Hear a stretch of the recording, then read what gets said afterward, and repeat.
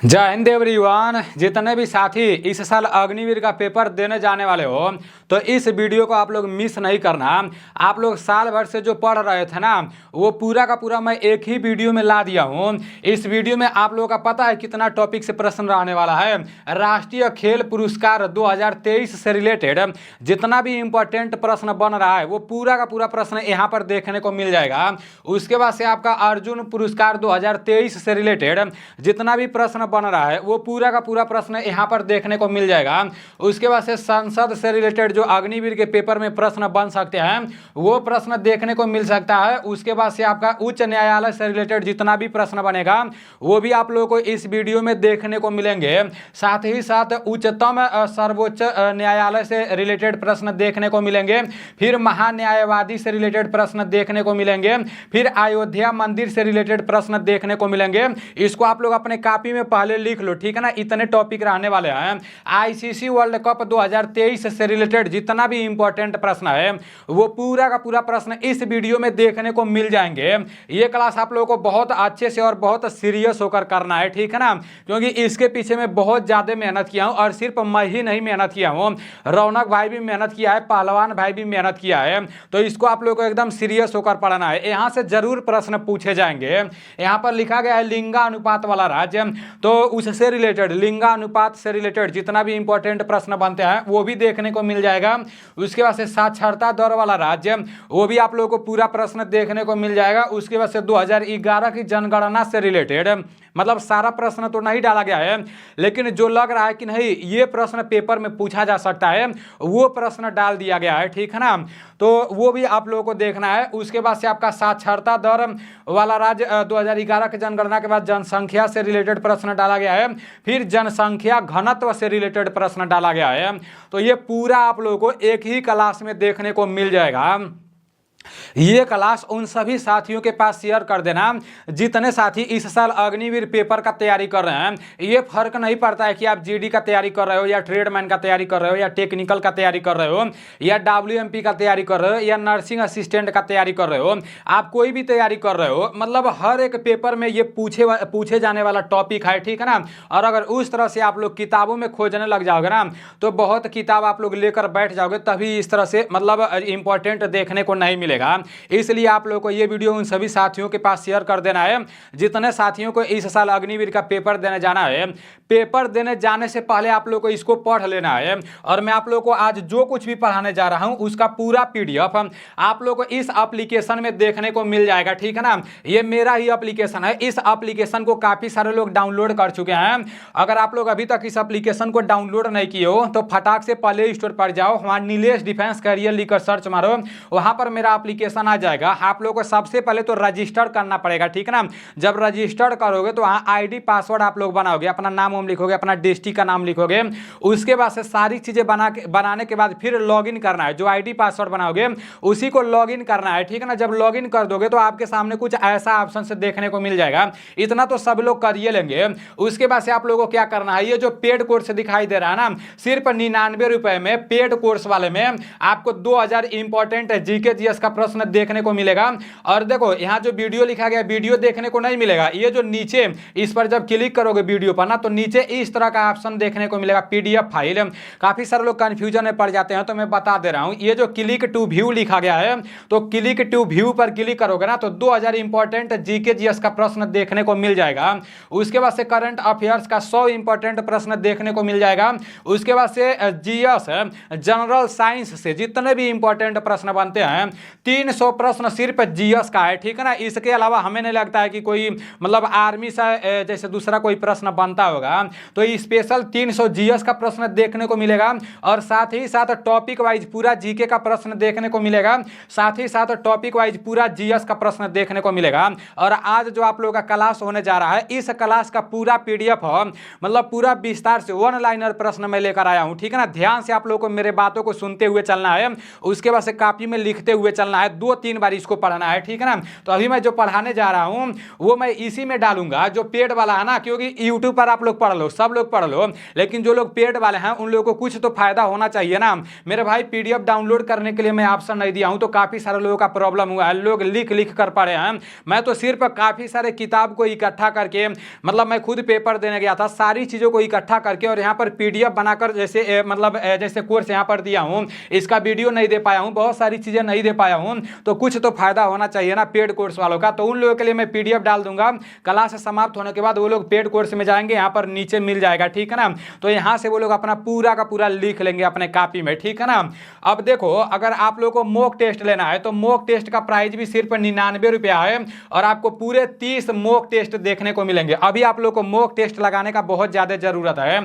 ये जो 30 mock test देखने को मिलेंगे ना, अब जीके जीएस का सॉल्यूशन तो नहीं चाहिए आप लोगों को, मैथ का सॉल्यूशन चाहिए, तो पूरा मैथ का सॉल्यूशन इसी चैनल पर मिलेगा, ठीक है ना। और मिल भी रहा है, मतलब 10-12 मैथ का चैप्टर यहाँ पर हो चुका है और आगे भी होता रहेगा। सुबह में भी मैथ का क्लास चलेगा और शाम को भी, ठीक है ना। जो आपका प्रैक्टिस सेट आएगा उसमें भी मैथ का क्लास चलेगा और शाम को भी, ठीक है ना। तो पूरे 30 मॉक टेस्ट का सॉल्यूशन मिलेगा।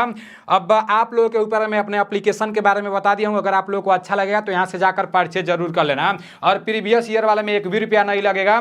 पिछले साल जितना भी आर्मी के पेपर में प्रश्न पूछे गए थे वो पूरा प्रश्न यहाँ पर देखने को मिल जाएगा प्रीवियस ईयर वाले में, ठीक है ना। उसके बाद से आप लोग का जो रेगुलर क्लास चलता है तो फ्री कंटेंट वाले में रेगुलर क्लास मिल जाएगा, ठीक है ना। अब चलते हैं अपने प्रश्नों के तरफ। सबसे पहले आपका राष्ट्रीय खेल रत्न पुरस्कार से रिलेटेड प्रश्न लिया गया है। राष्ट्रीय खेल रत्न पुरस्कार से रिलेटेड एक प्रश्न आपके पेपर में पूछा जाएगा, तो आप लोग ध्यान से मेरे बातों को सुनते हुए चलो। 1 लाइनर प्रश्न है, हो सके तो वीडियो को सेव कर लो और कम से कम 4-5 बार देखते रहना, ठीक है ना।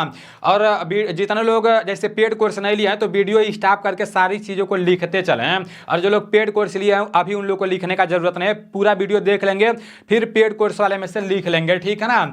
मेजर ध्यानचंद खेल रत्न पुरस्कार 2023 है, किसको किसको मिला है तो आप सभी लोगों को पता होना चाहिए।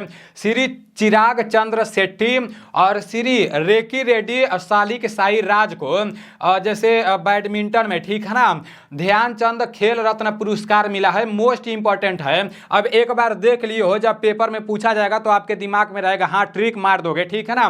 तो ये आप लोग अपने कॉपी में लिख लो। यहाँ पर लिखा गया कि मेजर ध्यानचंद खेल रत्न पुरस्कार 2022 में किसको मिला था, तो अचंत शरत कमल, ठीक है ना, टेबल टेनिस में। ये भी आप लोगों को पता होना चाहिए, 2023 वाला भी और 2022 वाला भी, तो इसको आप लोग अपने कॉपी में लिख लो, ठीक है ना। नेक्स्ट प्रश्न की तरफ चलते हैं। आपका नेक्स्ट यहाँ पर अर्जुन पुरस्कार से रिलेटेड 2023 में अर्जुन पुरस्कार से रिलेटेड जिनको जिनको अर्जुन पुरस्कार मिला है उनका मैं पूरा नाम यहाँ पर लिख दिया हूँ और किस में मिला है वो भी मैं यहाँ पर लिख दिया हूँ। तो ये पूरा का पूरा अपने कॉपी में लिख लो और 3-4 बार जब पढ़ोगे ना तो जब सामने आएगा तो आप लोग मार दोगे। देखो यहाँ पर दिया है ओजेस प्रवीण देवलाले तीरंदाजी के क्षेत्र में मिला है अर्जुन पुरस्कार, और आदिति गोपी चंद्र स्वामी जी को तीरंदाजी के क्षेत्र में अर्जुन पुरस्कार मिला है।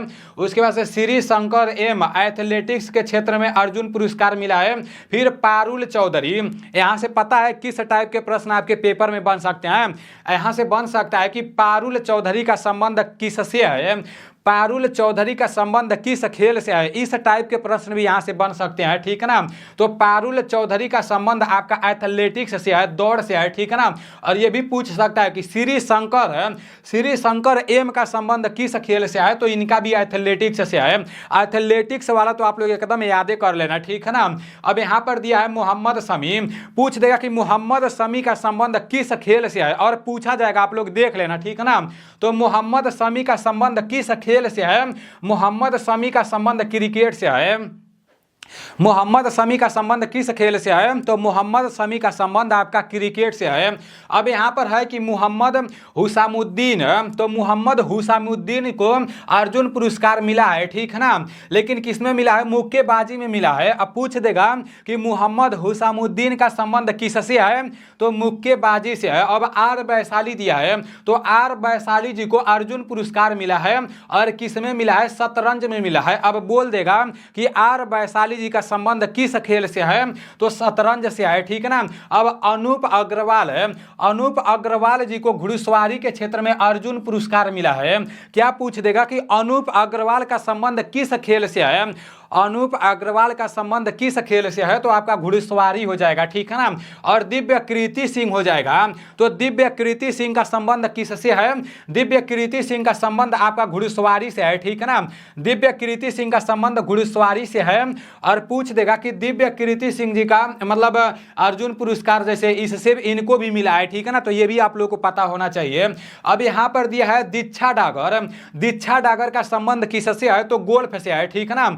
दीक्षा डागर का संबंध आपका गोल्फ से है। और दीक्षा डागर जो दीक्षा डागर जी है ना, इनको भी अर्जुन पुरस्कार मिला है। अपने दिमाग में बैठाए रखो, साल भर जो आप क्लास किए हो ना मेरे भाई, इतना ज्यादा क्लास किए हो, मतलब ये समझो कि आपका साल भर का क्लास एक ही दिन हो रहा है, ठीक है ना। ये समझकर आप लोग को सीरियस होकर पढ़ना है। यहाँ पर कृष्ण बहादुर पाठक दिया है, तो कृष्ण बहादुर पाठक का संबंध हॉकी से है। कृष्ण बहादुर पाठक जी को भी आपका अर्जुन पुरस्कार मिला है, ठीक है ना। और इसका संबंध किससे है? हॉकी से है। पवन कुमार दिया है, तो पवन कुमार का संबंध कबड्डी से है। रितु नेगी का संबंध भी कबड्डी से है। और इन सभी लोगों को अर्जुन पुरस्कार मिला है, ठीक है ना। तो आप लोग अपने कॉपी में फटाक से लिख लो।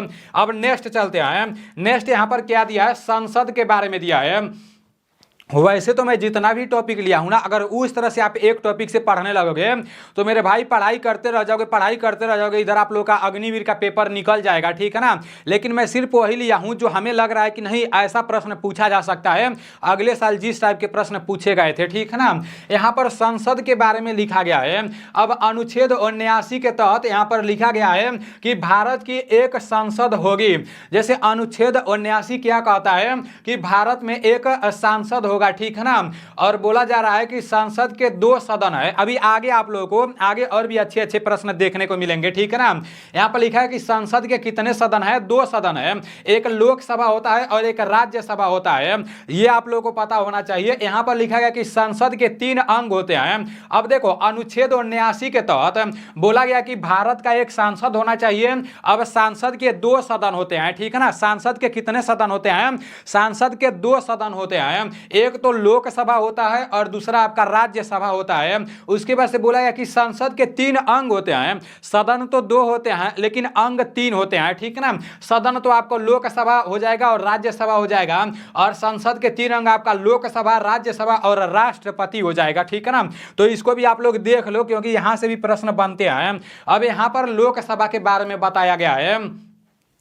अनुच्छेद 81 के तहत बोला जा रहा है कि भारत में एक लोकसभा होगा, ठीक है ना। अनुच्छेद 81 के तहत क्या बोला जा रहा है, क्या बताया जाता है कि भारत में एक लोकसभा होगा।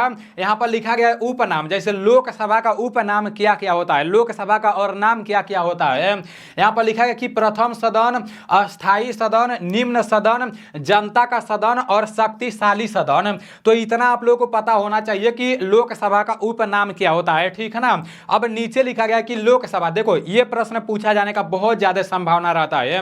लोकसभा में अधिकतम सदस्य कितने रहते हैं? लोकसभा में अधिकतम सदस्य, अधिकतम पूछा गया है तो जब लोकसभा में अधिकतम सदस्य पूछेगा तो 550 इसका राइट आंसर हो जाएगा, ठीक है ना। लोकसभा में अधिकतम सदस्य कितने होते हैं? 550 होते हैं। अपने दिमाग में बैठाए रखो।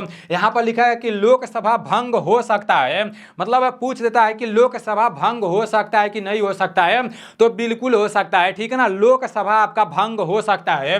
और लोकसभा में अधिकतम सदस्य कितने होते हैं? तो 550 होते हैं। अब बोला गया कि लोकसभा में वर्तमान सदस्य कितने हैं? यहां पर तो अधिकतम बोला गया है, अब ऊपर अधिकतम बोला गया है, तो इसको लेकर कंफ्यूजन में नहीं पड़ना। अधिकतम पूछ देगा तो 550 हो जाएगा। और लोकसभा में वर्तमान में कितने सदस्य हैं? तो 543 सदस्य हैं, ठीक है ना। लोकसभा में वर्तमान में कितने सदस्य हैं? 543 सदस्य हैं। अब यहां पर बोला जा रहा है कि लोकसभा में सर्वाधिक सदस्य, सबसे ज्यादा सदस्य लोकसभा में मतलब किस राज्य में है, वो भी आप लोगों को क्लियर पता होना चाहिए क्योंकि बार बार पूछा जाता है। यहां पर लिखा गया कि लोकसभा में सर्वाधिक सदस्य मतलब सबसे अधिक सदस्य आपका उत्तर प्रदेश में है, 80 सीटें हैं, ठीक है ना। लोकसभा में सबसे अधिक सदस्य आपका उत्तर प्रदेश में है, 80 सीटें हैं, ठीक है ना। तो ये पूरा आप लोगों के पेपर में मतलब बहुत इंपॉर्टेंट है मेरे भाई, तो इसलिए आप लोगों को पूरा अपने कॉपी में लिख लेना है। अब नेक्स्ट प्रश्न की तरफ चलते हैं। यहां पर दिया है कि लोकसभा सदस्य की न्यूनतम आयु कितना होता है। मोस्ट इंपॉर्टेंट प्रश्न है, लोकसभा सदस्य का न्यूनतम आयु मतलब कम से कम लोकसभा का सदस्य बनने के लिए कम से कम कितना उम्र होना चाहिए, कितना आयु होना चाहिए। तो लोकसभा का सदस्य बनने के लिए न्यूनतम आयु 25 वर्ष होना चाहिए, ठीक है ना। लोकसभा का सदस्य बनने के लिए न्यूनतम आयु 25 वर्ष होना चाहिए। अब लोकसभा सदस्य का चुनाव यहां पर मतलब बोल देता है कि लोकसभा सदस्य का चुनाव किसके द्वारा किया जाता है। यह पूरा प्रश्न पूछा जा चुका है और यह सिर्फ अग्निवीर के पेपर में ही काम नहीं आएगा। आने वाले समय में आर्मी से रिलेटेड कोई भी भर्ती निकाली जाएंगी या झारखंड पुलिस का भर्ती है, मतलब जो भी भर्ती निकाला जाएगा जैसे पैरामिलिट्री का ना, तो उसमें यह बहुत ज्यादा काम आएगा। इतना तो आप लोगों को पता होना ही चाहिए, ठीक है ना। लोकसभा सदस्य का चुनाव किसके द्वारा होता है, तो जनता के द्वारा होता है। लोकसभा सदस्य का चुनाव किसके द्वारा होता है, तो जनता का द्वारा होता है, ठीक है ना। यहां पर बोला गया है कि लोकसभा सदस्य का कार्यकाल कितना होता है। देखो राज्यसभा सदस्य का कार्यकाल पूछ देता है, लोकसभा सदस्य का कार्यकाल पूछ देता है, तो ये दोनों आप लोगों को पता होना चाहिए। लोकसभा सदस्य का कार्यकाल आपका 5 वर्ष होता है, ठीक है ना। लोकसभा सदस्य का कार्यकाल आपका 5 वर्ष होता है। लोकसभा का जो सदस्य होता है वो अपना इस्तीफा किसको देता है, ये आप लोगों को पता होना चाहिए। लोकसभा अध्यक्ष को, ठीक है ना। ये आप लोगों को दिख नहीं रहा होगा तो वहां पर आप लोग अध्यक्ष लिख लेना। लोकसभा सदस्य अपना इस्तीफा किसको देता है, तो लोकसभा अध्यक्ष को ही लोकसभा सदस्य अपना इस्तीफा देता है, ठीक है ना। अब यहां पर बोला गया कि प्रथम लोकसभा अध्यक्ष कौन थे, तो गणेश वासुदेव मावलंकर प्रथम लोकसभा के अध्यक्ष थे। अब यहां पर लिखा है कि प्रथम लोकसभा महिला अध्यक्ष कौन थी, प्रथम लोकसभा महिला अध्यक्ष कौन थी, तो मीरा कुमार थी, ठीक है ना। ये पूरा आपके पेपर में जैसे पूछे जाने की संभावना है, तो ये आप लोगों को पता होना चाहिए। आपका नेक्स्ट यहां पर उच्च न्यायालय के बारे में लिखा गया है, मोस्ट इंपॉर्टेंट टॉपिक है, इसके बारे में भी आप लोगों को पता होना चाहिए। उच्च न्यायालय के बारे में क्या लिखा गया है कि भारत में कुल 25 उच्च न्यायालय हैं, ठीक है ना।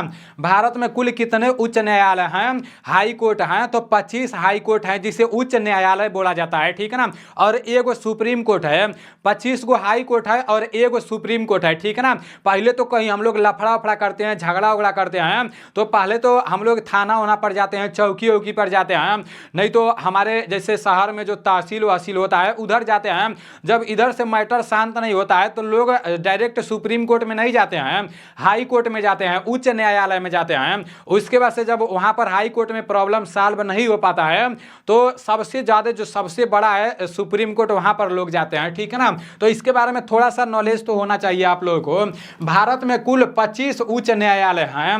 यहां पर लिखा गया है कि उच्च न्यायालय के न्यायाधीशों की नियुक्ति कौन करता है। मोस्ट इंपॉर्टेंट है, उच्च न्यायालय के न्यायाधीशों की नियुक्ति कौन करता है, आप सभी लोगों को पता होना चाहिए। तो उच्च न्यायालय के न्यायाधीशों की नियुक्ति राज्यपाल की सिफारिश पर राष्ट्रपति द्वारा किया जाता है, ठीक है ना। उच्च न्यायालय के न्यायाधीशों की नियुक्ति राज्यपाल के सिफारिश पर राष्ट्रपति द्वारा किया जाता है। मोस्ट इंपॉर्टेंट प्रश्न है। यहां पर है शपथ है, शपथ किसके द्वारा होता है, तो राज्यपाल के द्वारा होता है, ठीक है ना। उसके बाद से इस्तीफा तो मैं आप लोगों को बता ही दिया हूं, राष्ट्रपति के द्वारा। उसके बाद से मतलब उच्च न्यायालय के न्यायाधीशों का कार्यकाल कितने वर्ष का होता है, उच्च न्यायालय के न्यायाधीशों का कार्यकाल कितने वर्ष का होता है, तो 6 वर्ष का होता है, ठीक है ना। 6 वर्ष का होता है, मतलब उम्र कितना होना चाहिए, कम से कम 62 वर्ष होना चाहिए, अधिक से अधिक 62 वर्ष से अधिक नहीं होना चाहिए, ठीक है ना। अब यहाँ पर लिखा गया है कि सर्वाधिक न्यायाधीशों वाला राज्य कौन सा है, सबसे ज्यादा न्यायाधीशों वाला राज्य कौन सा है, तो ये आपका उत्तर प्रदेश है, ठीक है ना। उत्तर प्रदेश इसका राइट आंसर हो जाएगा। तो ये पूरा आप लोग अपने कॉपी में छाप लो। बाकी जितने लोग भी मेरे एप्लीकेशन से कोर्स लिए हुए हो तो आप लोगों को छापने का जरूरत नहीं है, आप लोगों को पूरा PDF मिल जाएगा। यहां पर है कि प्राचीन प्राचीन उच्च न्यायालय, सबसे पुराना उच्च न्यायालय कौन सा है? तो कोलकाता का, ठीक है ना। यह भी कई बार पूछा जा चुका है। अब यहाँ पर है उच्च न्यायालय की प्रथम महिला न्यायाधीश है। उच्च न्यायालय की प्रथम महिला न्यायाधीश कौन थी? तो अन्ना चांडी इसका राइट आंसर हो जाएगा, ठीक है ना। यहाँ पर बोला गया है कि उच्च न्यायालय की प्रथम महिला मुख्य न्यायाधीश, यहाँ पर महिला न्यायाधीश के बारे में बोला गया है, यहाँ पर प्रथम महिला मुख्य न्यायाधीश के बारे में बोला गया है, तो लीला सेठ इसका राइट आंसर हो जाएगा, ठीक है ना। लीला सेठ क्या थी? उच्च न्यायालय की प्रथम महिला मुख्य न्यायाधीश थी, ठीक है ना। अब नेक्स्ट प्रश्न की तरफ चलते हैं। आपका नेक्स्ट यहाँ पर क्या लिखा गया है? उच्चतम सर्वोच्च न्यायालय, उच्चतम न्यायालय की अब बात किया जा रहा है। अभी तक तो उच्च न्यायालय का बात किया जा रहा था, तो इससे रिलेटेड भी प्रश्न पूछा जाता है, ठीक है ना। यहाँ पर बोला गया कि न्यायाधीशों की नियुक्ति कौन करता है? उच्चतम न्यायालय के न्यायाधीशों का नियुक्ति किसके द्वारा किया जाता है? उच्च न्यायालय के न्यायाधीशों की नियुक्ति किसके द्वारा किया जाता है? ये आप लोगों को पता चल गया है। अब आप लोगों को ये पता होना चाहिए कि उच्चतम न्यायालय के न्यायाधीशों की नियुक्ति किसके द्वारा किया जाता है। तो उच्चतम न्यायालय के न्यायाधीशों की नियुक्ति राष्ट्रपति के द्वारा किया जाता है, ठीक है ना। उच्चतम न्यायालय के न्यायाधीशों की नियुक्ति राष्ट्रपति के द्वारा किया जाता है। यहाँ पर न्यायाधीशों की इस्तीफा लिखा गया है, तो ये भी राष्ट्रपति के द्वारा ही होता है, ठीक है ना। उच्चतम न्यायालय के न्यायाधीश किसको अपना इस्तीफा दे सकते हैं? तो राष्ट्रपति जी को। यहाँ पर क्या है कि सर्वोच्च न्यायालय का गठन है। सर्वोच्च न्यायालय का गठन कब हुआ? तो आपका 28 जनवरी 1950 को, ठीक है ना। उसके बाद से सर्वोच्च न्यायालय का मुख्यालय आपका सुप्रीम कोर्ट का मुख्यालय कहाँ पर है? आप सभी लोगों को पता होना चाहिए। सर्वोच्च न्यायालय का मुख्यालय आपका नई दिल्ली में है, ठीक है ना। सर्वोच्च न्यायालय का मुख्यालय नई दिल्ली में है। उच्च न्यायालय के न्यायाधीशों की संख्या कितनी है? तो उच्च न्यायालय के न्यायाधीशों की संख्या कितनी है? तो इसका राइट आंसर आपका 34 हो जाएगा, ठीक है ना। यहाँ पर लिखा गया है कि न्यायाधीशों का कार्यकाल कितने वर्ष का होता है? तो न्यायाधीशों का कार्यकाल 6 वर्ष का होता है और अधिक से अधिक 65 वर्ष होना चाहिए, 65 वर्ष से अधिक नहीं होना चाहिए, ठीक है ना। ये आप लोगों को पता होना चाहिए। नेक्स्ट प्रश्न की तरफ चलते हैं। आपका नेक्स्ट यहाँ पर लिखा गया कि सर्वोच्च न्यायालय के प्रथम न्यायाधीश कौन थे? उच्च न्यायालय के प्रथम न्यायाधीश कौन थे? ये मैं आप लोगों को बता दिया हूँ। अब आप लोग ये जान लो कि सर्वोच्च न्यायालय के प्रथम न्यायाधीश कौन थे? तो हीरा जे कनिया, ठीक है ना। हीरा जे कनिया सर्वोच्च न्यायालय के प्रथम न्यायाधीश थे। हीरा जे कनिया सर्वोच्च न्यायालय के प्रथम न्यायाधीश थे। यहाँ पर है कि सर्वोच्च न्यायालय के प्रथम महिला न्यायाधीश कौन थी? तो सर्वोच्च न्यायालय के, उच्च न्यायालय के मैं बात नहीं कर रहा हूँ, सर्वोच्च न्यायालय का बात कर रहा हूँ। तो सर्वोच्च न्यायालय का प्रथम महिला न्यायाधीश फातिमा बीबी थी, ठीक है ना। सर्वोच्च न्यायालय के प्रथम दलित महिला न्यायाधीश कौन थी? तो केजी बालकृष्णन, ठीक है ना। सर्वोच्च न्यायालय के वर्तमान न्यायाधीश कौन है? मोस्ट इंपॉर्टेंट प्रश्न है। यहाँ पर मैं लिख दे रहा हूँ, 100% पूछा जाएगा तो पूछा जाएगा। यहाँ से आप लोग 2 नंबर फिक्स कर लो, ठीक है ना। अगले बार भी पूछा गया था। सर्वोच्च न्यायालय के वर्तमान में न्यायाधीश कौन है, ठीक है ना। DY चंद्रचूड़। अग्निवीर जो लागू हुआ था ना, तो उसमें इनका भी काफी ज्यादा रोल था, तो इसके बारे में आप लोग को पता होना चाहिए। सर्वोच्च न्यायालय के वर्तमान में न्यायाधीश कौन है? तो DY चंद्रचूड़ है, ठीक है ना। और ये 50वें न्यायाधीश हैं, DY चंद्रचूड़ सिंह इसका नाम है, पूरा नाम। आपका नेक्स्ट यहाँ पर महान्यायवादी के बारे में लिखा गया है। महान्यायवादी अटॉर्नी जनरल, तो यहाँ से भी अगले बार प्रश्न बने थे, इसलिए इस टॉपिक को यहाँ पर लिया गया है, ठीक है ना। यहाँ पर आपका क्या है कि महान्यायवादी का पाठ है ब्रिटेन से लिया गया है। महान्यायवादी का पाठ किससे लिया गया है? तो ब्रिटेन से लिया गया है। महान्यायवादी भारत का सर्वोच्च विधि अधिकारी होता है। महान्यायवादी क्या होता है? देखो, अगर आप लोग पहले ये सब नहीं सुने होंगे, मतलब सुने होंगे, महान्यायवादी के बारे में नहीं जानते होंगे, नहीं सुने होंगे, तो थोड़ा बहुत आटपटा लग रहा होगा। लेकिन आज आप लोग सुन रहे हो, आज आप लोग पढ़ रहे हो, तो दोबारा आपके लाइफ में ये जब आएगा ना, तो फिर वहाँ पर आटपटा नहीं लगेगा, आसानी से कर जाओगे। महान्यायवादी बोला गया कि महान्यायवादी का पाठ ब्रिटेन से लिया गया है और महान्यायवादी भारत का सर्वोच्च विधि अधिकारी होता है, ठीक है ना। महान्यायवादी भारत का सर्वोच्च विधि अधिकारी होता है। यहाँ पर बताया जा रहा है कि महान्यायवादी की नियुक्ति किसके द्वारा होता है, तो राष्ट्रपति के द्वारा होता है। महान्यायवादी की नियुक्ति किसके द्वारा होता है, राष्ट्रपति के द्वारा होता है। मैं आप लोगों को जितना भी बता रहा हूँ एकदम रट्टा मार के जाना, आप लोगों का पेपर में बहुत अच्छा स्कोर होगा, ठीक है ना। यहाँ पर लिखा गया कि महान्यायवादी की इस्तीफा, महान्यायवादी का इस्तीफा तो राष्ट्रपति के द्वारा ही होता है, ठीक है ना। यहाँ पर प्रथम महान्यायवादी के बारे में बोला गया है, तो प्रथम महान्यायवादी आपका कौन थे, यहाँ पर लिखा गया है एमसी शीतलवाड़, ठीक है ना। MC Setalvad is right answer. अब आपका यहाँ पर लिखा गया कि वर्तमान में भारत के महान्यायवादी कौन है, मोस्ट इंपॉर्टेंट है, वर्तमान वाला आप लोगों को पता होना चाहिए, ठीक है ना। तो वर्तमान में भारत के महान्यायवादी कौन है, आर वेंकटरमणि हो जाएगा, ठीक है ना। R Venkataramani is right answer. और कार्यकाल यहाँ पर लिखा गया है तो राष्ट्रपति के ऊपर है। देखो महान्यायवादी का कार्यकाल कितना होता है ये आप लोगों को पता होना चाहिए, ठीक है ना। वर्तमान में महान्यायवादी कौन है, तो आर वेंकटरमणि हैं। और महान्यायवादी का कार्यकाल कितना होता है, तो राष्ट्रपति के ऊपर है, जब चाहे तब हटा सकता है महान्यायवादी को, मतलब राष्ट्रपति जी जब चाहेंगे तब हटा सकते हैं। अब यहाँ पर राज्यपाल के बारे में लिखा गया है, तो जो आपका राज्यपाल वाला टॉपिक है इसको भी देख लेते हैं। भारत के प्रत्येक राज्य में एक राज्यपाल होगा। एक व्यक्ति 2 या 2 से अधिक राज्यों का राज्यपाल हो सकता है। तो ये मैं आप लोगों को बता दे रहा हूँ, ये तो आप लोगों को पता ही होगा कि भारत के जितने भी राज्य हैं प्रत्येक राज्य में एक राज्यपाल होते हैं। और अग्निवीर के पेपर में ये पूछा जाता है कि भाई इस राज्य के राज्यपाल कौन है, उत्तर प्रदेश के राज्यपाल कौन है, मध्य प्रदेश के राज्यपाल कौन है, हरियाणा के राज्यपाल कौन है, ये पूछा जाता है पेपर में, ठीक है ना।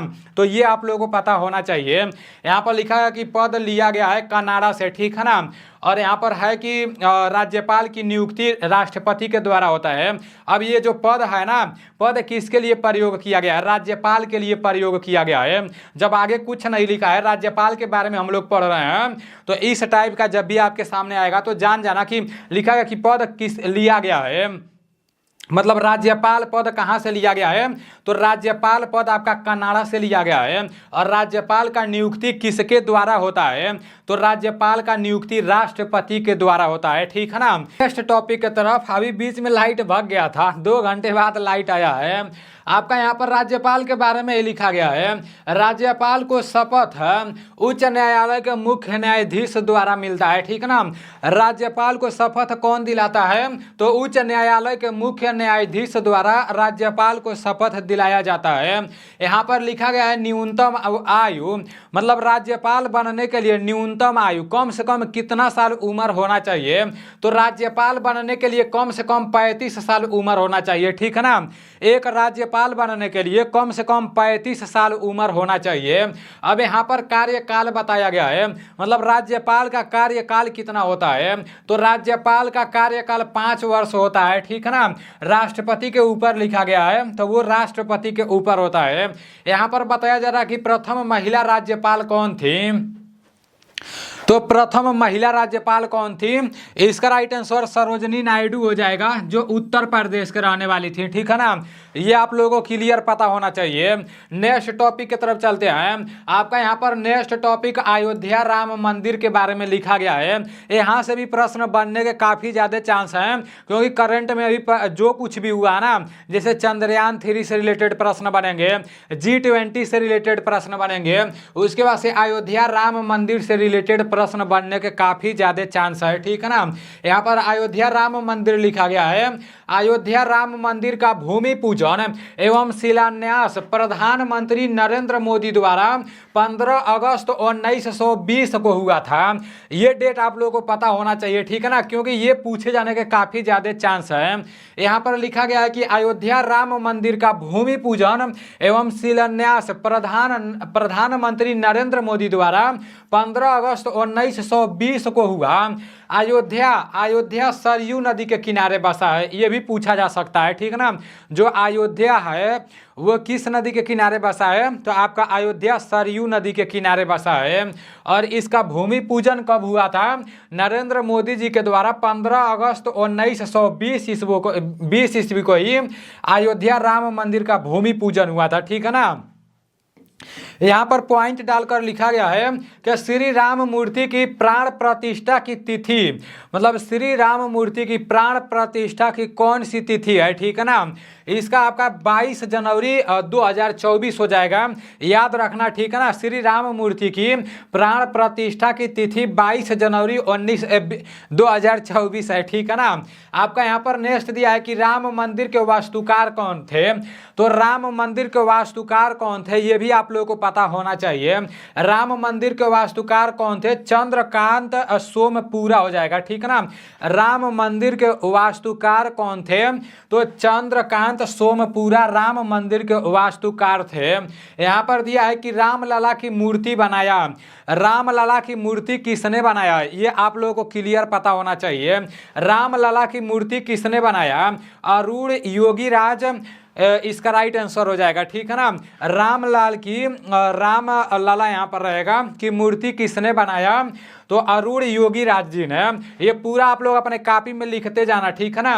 राम मंदिर की ऊंचाई कितनी है, तो राम मंदिर की ऊंचाई कितनी है आप सभी लोगों को क्लियर पता होना चाहिए। राम मंदिर की ऊंचाई 161 फीट है, ठीक है ना।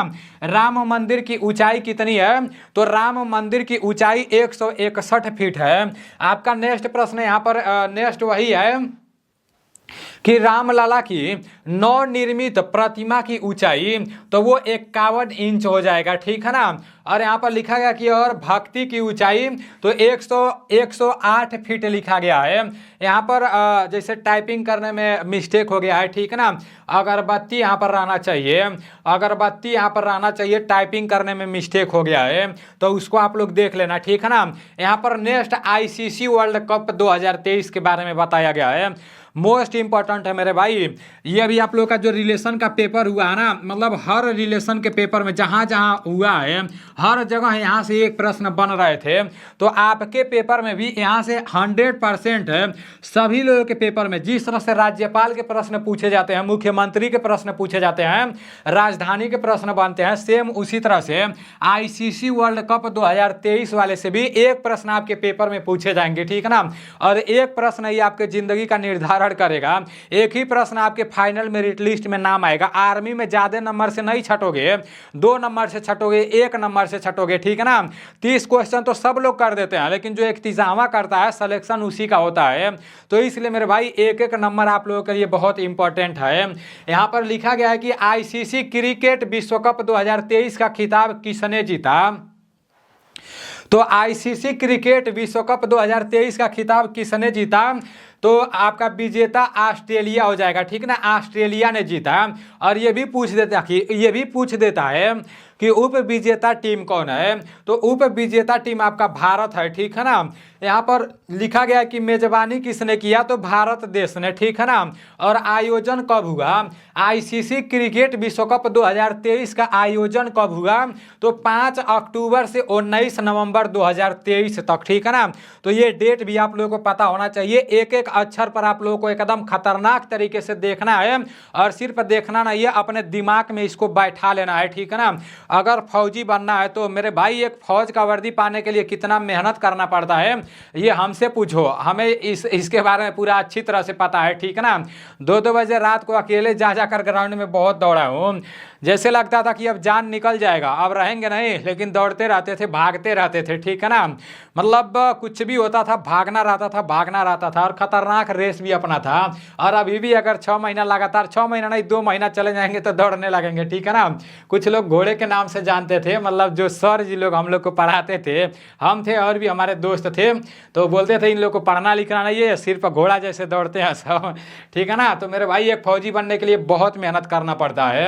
यहाँ पर लिखा गया कि ICC क्रिकेट विश्व कप 2023 में सर्वाधिक रन बनाने वाले बल्लेबाज कौन है, तो मेरे भाई ये आप लोगों के लिए इंपॉर्टेंट है, विराट कोहली इसका राइट आंसर हो जाएगा।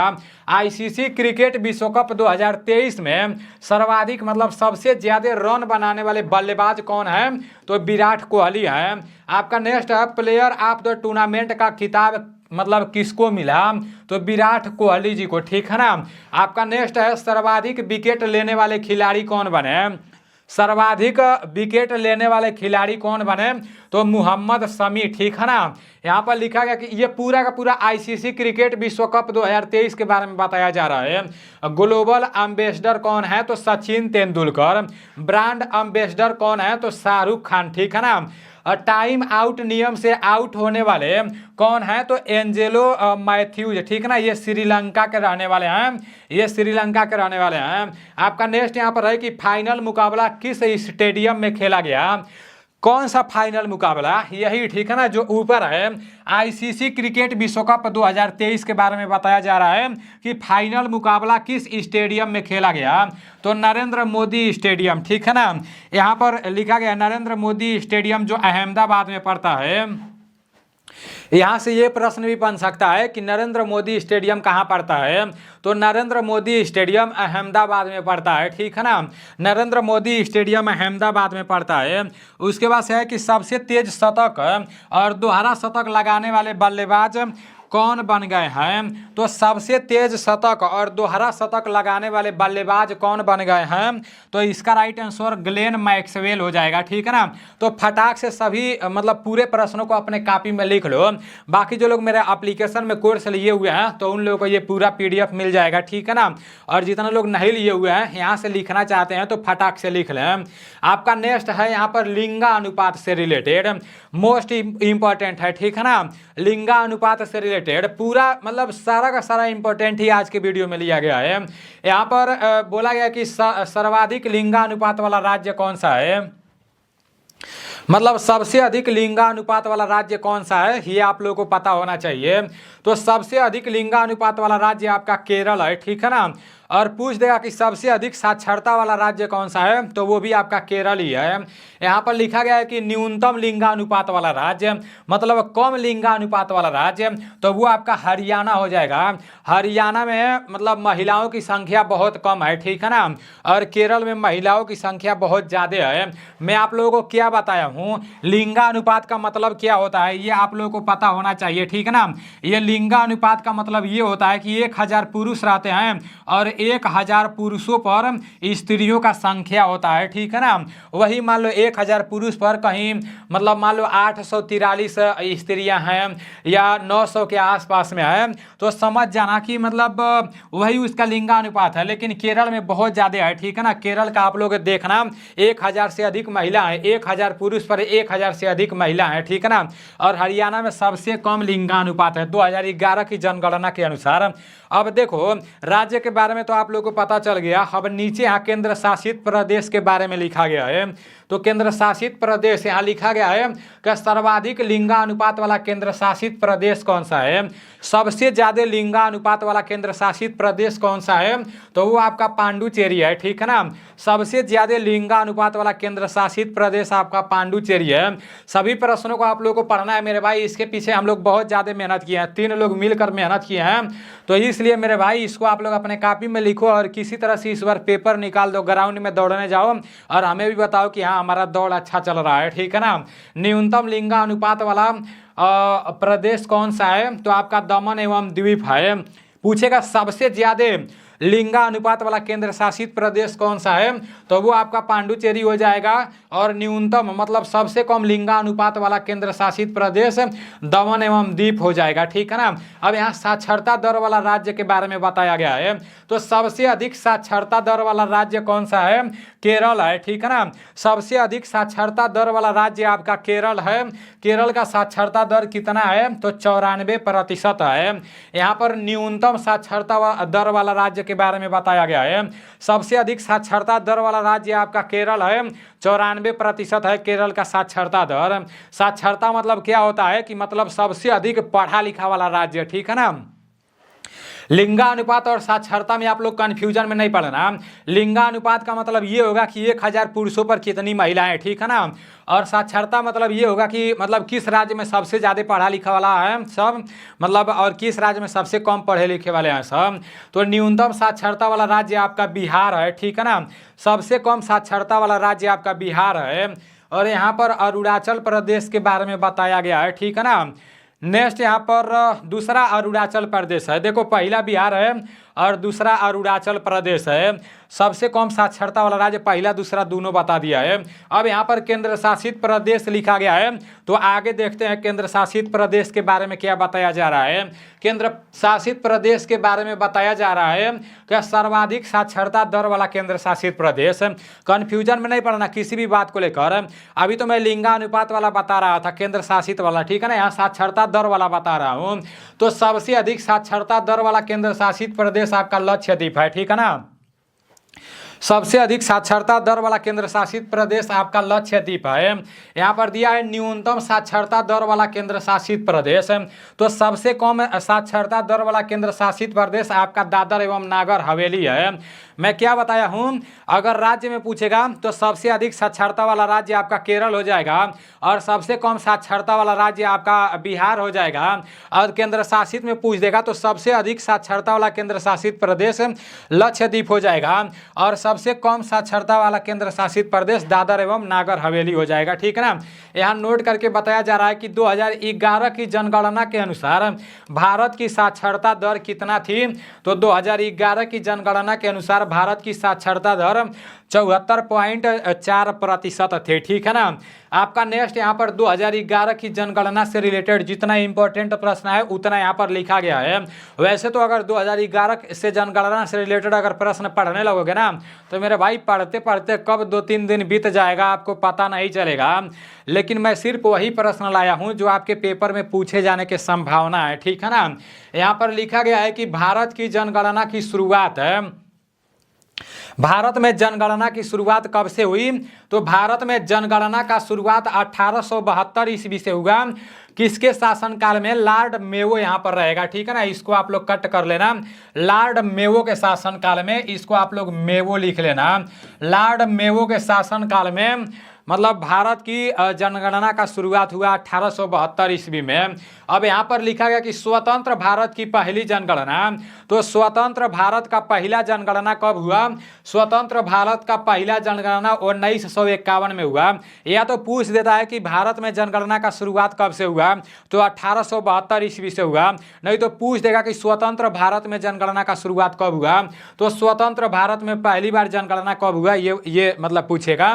तो वो आपका 1951 ईस्वी हो जाएगा, ठीक है ना। स्वतंत्र भारत में पहली बार जनगणना आपका 1951 में हो जाएगा।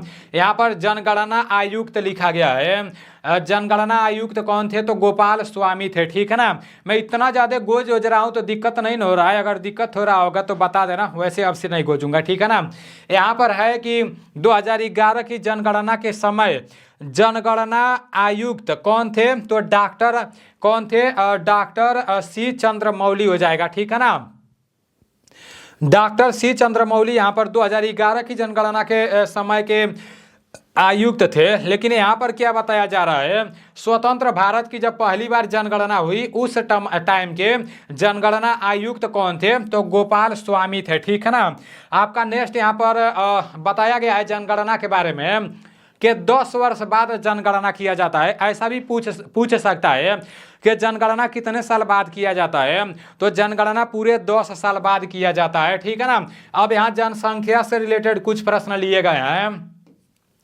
2011 की जनगणना के अनुसार सर्वाधिक जनसंख्या वाला राज्य कौन सा है, तो अभी 2011 की जनगणना से रिलेटेड ही प्रश्न चल रहा है। 2011 की जनगणना के अनुसार सबसे ज्यादा जनसंख्या वाला राज्य आपका उत्तर प्रदेश है, ठीक है ना। और न्यूनतम जनसंख्या वाला राज्य कौन सा है, तो न्यूनतम जनसंख्या वाला राज्य आपका सिक्किम है। उसके बाद से दूसरा नंबर पर आपका मिजोरम आ जाता है, ठीक है ना। अब केंद्र शासित प्रदेश के बारे में बताया गया, सिर्फ वही बता रहा हूँ जो इम्पोर्टेंट है, ठीक है ना। सर्वाधिक जनसंख्या वाला केंद्र शासित प्रदेश कौन सा है, तो सर्वाधिक जनसंख्या वाला केंद्र शासित प्रदेश कौन सा है, दिल्ली है। वो इस तरह से पूछ देगा सर्वाधिक जनसंख्या वाला राज्य कौन सा है, तो वो अपना उत्तर प्रदेश है। और पूछ देगा कि सर्वाधिक जनसंख्या वाला केंद्र शासित प्रदेश कौन सा है, तो वो दिल्ली है, ठीक है ना। और यहाँ बोला गया है कि न्यूनतम जनसंख्या वाला केंद्र शासित प्रदेश, तो न्यूनतम जनसंख्या वाला केंद्र शासित प्रदेश आपका लक्षद्वीप है, ठीक है ना। और उस तरह से राज्य पूछ देगा तो सिक्किम हो जाएगा, केंद्र शासित प्रदेश पूछ देगा तो लक्षद्वीप हो जाएगा। आपका नेक्स्ट दिया है जनसंख्या घनत्व, ठीक है ना। जनसंख्या घनत्व यहाँ पर लिखा गया है सर्वाधिक जनसंख्या घनत्व वाला राज्य कौन सा है? तो सर्वाधिक जनसंख्या घनत्व वाला राज्य बिहार है। अब देखो जनसंख्या अलग होता है, जनसंख्या घनत्व अलग होता है, ठीक है ना।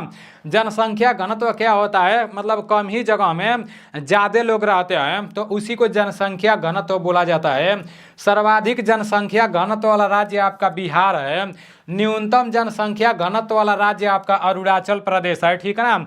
सबसे कम जनसंख्या घनत्व वाला राज्य आपका अरुणाचल प्रदेश है। अभी आप लोगों के पूरे प्रश्न समाप्त हो चुके हैं, ठीक है ना। और ये मैं जितना भी प्रश्न बताया हूँ अभी इसमें कुछ और प्रश्न ऐड किए जाएंगे। अभी तो सिर्फ इम्पोर्टेंट बता दिया हूँ, लेकिन इसमें अभी युद्धाभ्यास वाला प्रश्न भी ऐड किए जाएंगे। अभी ऐड नहीं थे, जैसे उसका पीडीएफ अभी बन रहा है, ठीक है ना, पहलवान भाई बना रहा है, तो वो पूरा पीडीएफ युद्धाभ्यास वाला और जितना मैं आप लोगों को पढ़ाया हूँ ये सारा का सारा पीडीएफ आप लोगों को मेरे एप्लीकेशन में जो लोग पेड कोर्स लिए हैं ना उन लोगों को मिल जाएगा, ठीक है ना। जो लोग पेड कोर्स लिए हैं उन लोगों को ये पूरा पीडीएफ मिल जाएगा। बाकी आप लोगों को यहाँ से लिखना पड़ेगा जो लोग नहीं लिए हैं, क्योंकि जो लोग पेड कोर्स लिए हैं वो लोग बोलते हैं हमें क्या फ़ायदा होता है, पीडीएफ डाउनलोड करने का ऑप्शन देते नहीं हो। तो मेरे भाई ये पीडीएफ आप लोगों को पूरा मिल जाएगा, ठीक है ना। तो चलो ठीक है, और नेक्स्ट क्लास के लिए आप लोग इंतज़ार करना, शाम को मैथ के क्लास का इंतज़ार करना। मिलते हैं अगले वीडियो में। और काफ़ी सारे लोग कमेंट कर रहे थे ये वाला टॉपिक करा दीजिए, वो वाला टॉपिक करा दीजिए। तो मेरे भाई जितना भी टॉपिक आप लोग बोल रहे हो ना वो पूरा टॉपिक मेरे एप्लीकेशन में है, पेड कोर्स वाले में। लेना चाहते हो तो ले लो, नहीं तो मैं धीरे धीरे यहाँ पर पढ़ाऊँगा ही, जितना इंपॉर्टेंट रहेगा उतना, ठीक है ना। बाकी आप लोग मॉक टेस्ट लगा